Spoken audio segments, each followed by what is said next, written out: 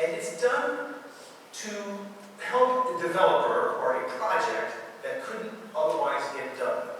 Now we get into a word here that's very charged, and that's the word called blight. Blight. And in Chicago, we have to pause and wonder who blighted who, right?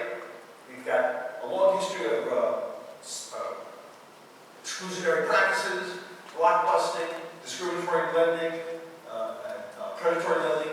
So who blighted who is a question that we could probably spend the rest of the night on, but we're not. Nevertheless, the word blight is part of the statute. So what does that mean, really? It means that somebody would like to build something in one of these blighted communities. But the bank is saying, you know what? This community has a lot of problems. The folks there are too poor, or they're too something, and therefore your project is not going to succeed. People won't buy the products, they won't rent your storefronts. And so, because of the word blight, the bank is saying to the potential developer, it's too risky. So we can lend you money, but it's going to be at such a high rate that it makes the project unfeasible. And so the developer says, can I get some help? And the city says, yes, we can help you, Mr. Developer, if you wish to build your project in the so-called blighted area. We can help you in a couple of ways. We can give you some cash to bring your bottom line down. And we can spend up to about 30% of your project. So that's good, that's money, transfer of money. It is not a loan, it's a one-way street. Or we can help you acquire property. The city might have property, or they might condemn property and convey the property to the developer, which is a gift, brings the bottom line down. Or we can do something else, like remediate. Perhaps the property has asbestos or some other nasty things, and the city will pay for that. So once that's done, the developer says, well, now I can make this project happen and build my Walgreens, my mall, my housing project, my what have you. And now that's then considered a public good. So one of the key questions that we have in the TIF program is, under what circumstances do we give public money, your money, to a private developer to do his thing and reap profit from it? The last time I checked, this is a capitalist society, and a businessman wants to create a project. He buys a product, he buys property, he builds a building, he sells his produce or whatever, he makes profit, good for him. He pays himself, he pays his shareholders, he hires folk, good for him. He makes a bad decision, products don't fly, doesn't work, he goes belly up. That's the story of America, right? Well, that's the question with TIFs. Under what circumstances do you give money to a private developer for their project? That's pretty much what you have here. All right, so now we have a TIF. This is actually the Howard Paulina TIF, which is no longer in existence, but it was created to spur the development of a Dominick's and also the rehab of the CTA station there. Now what happens is, when they create the TIF, they count all the properties inside the boundaries of the TIF, and they know how much property tax those properties are paying. That's called the base. Applause. We need to be very mindful of how our property taxes are being used in Chicago. Who can tell me some of the organs of government, some of the agencies of government that are funded by property taxes? CPS. Schools? Yes. What else? There's something else. Arts, yes. What else? The operation of the city. Park district, you mentioned. The public libraries.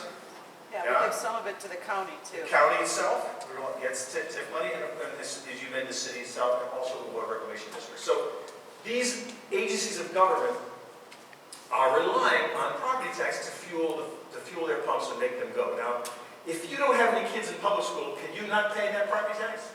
No. You take a pass on that? You know, I don't have any kids. I'd like to not pay that. No, you said, like, I don't use the fire department. I'm a safe person. My house doesn't burn, so I'm not going to pay that. Can I do that? No. The deal is, when you live in a great city like Chicago, you got to pay the bill, right? We want a great city to operate. We want to get that CTA trade. We want to have the wonderful parks and beachfronts that we enjoy so much. That costs something, right? If you want to live out in faraway land in Iowa or some other place that doesn't have all these things, you're probably not going to pay a lot of taxes, okay? That's the deal. That's the deal. And I think it's a pretty good one, except when property taxes go missing. And that's why I want to emphasize that. If you remember nothing else from tonight, just remember that TIFs are your property taxes. Now, as I say, we take a note of that base when the TIF is created, so that's what this blue represents. So this is the property tax revenue that is being spun off by all those properties back here, right in there, okay? And that's frozen for 23 years, the life of the TIF. So what that means is the money that all those properties were giving to the schools, the parks, etc., places that you mentioned, is going to stay flat for all this time, almost a generation, with no adjustment for inflation or cost of living or anything. Now, the increment happens is when the project that I'm building starts to take shape. It is now worth something, so that is throwing off new property tax. And the other properties in the district, maybe there's something else being built. Hopefully their values are going up as well. Well, every penny of that increment, hence tax increment financing, is captured by the TIF district. You see, for 23 years. So if in year one of the TIF, those properties were throwing off $1,000, that's how much goes to the units of government. But now here it is, say 15 years later, and all those properties are throwing off $5,000. How much does the city get? They keep the same thing. 1,000. Yeah, you're following. Okay. And then the TIF district collects the floor. Okay? That's the increment. So every penny above that 1,000 goes to the TIF. Another way to put it is, this is for us down here, this is for the mayor. We use this for our operations, all the services that we mentioned. This is for the mayor and the projects that he and the aldermen choose to fund. Now, this word blight, as I mentioned, is a very troublesome word, but it does have a legal definition in the Illinois statute, and there's like about 13 things that describe blight. It includes age, obsolescence, code violations, something called excessive vacancies, and a whole bunch of others. To qualify for blight, the property under consideration or the area under consideration has to have about 5 of these things, I believe. But here's the problem with this program. These are blighted areas. So this is LaSalle Street. This is like our Wall Street, right? That's a TIF district. Mariano's. You could walk from here right now and get a coffee over there and be back before I finish my presentation. $7 million. How is that possible when across the street, like over here, was a Dominick's? They got built somehow using the market. You know, they didn't ask for public money. But Mariano's needed $7 million. And where I happen to live, in Lincoln Park, here's the Apple store. Steppenwolf is here. Charles Schwab Investments is here. Right back here, I can't quite see it, is Grossinger Auto, $8.5 million in TIF money. Lots of blight. I can't even look at that. It's so blight. You know, the Apple store. Ugh. Now, the process by which TIFs are created is a little complicated. This is a flow chart of the authorities with pictures of the mayor and the city council along the way to indicate who is in the driver's seat. But really, listen, this is Chicago. So it's that guy, right? He's calling the shots. And I don't know if you've been to the South Loop, but this is a bunch of statues of people walking, it looks like, but they got no heads. So they're the city council members going to a council meeting. Because why? This council votes with the mayor 94% of the time.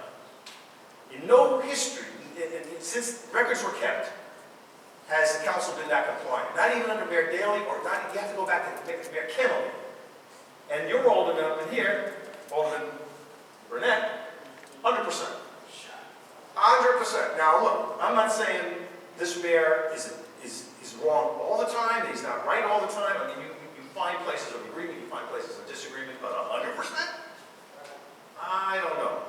The point is, this process that creates TIFs and manages TIFs is driven by one man and a few insiders. I mean, that's one of my other messages to you. And you'll see the consequences of that. So TIFs are a big deal in the city of Chicago. You have 151 of these bad boys. They just created a new one for Washington Park, over the strenuous objections, I might add, of the Washington Park residents. But you got 151 of these, and another 284 in suburban Cook County. So you can see they're everywhere, and they kind of like touch. You see that? And that's to enable TIF money to move from one to another. So as long as they touch, money can move around. We at the TIF Illumination Project have been tracking this, and it's like a puzzle to try to find where money comes and goes. And we'll tell you a little bit about that for this award in a few minutes. But that's called porting. TIF money can move around the city, and it's one of the mysteries of this program. They moved around about, I want to say $140 million last year. Now that's Cook County, so there's that's about 480 such things across the county. 91 municipalities have TIF besides, so including Chicago, it's total 91. So this is everywhere. And in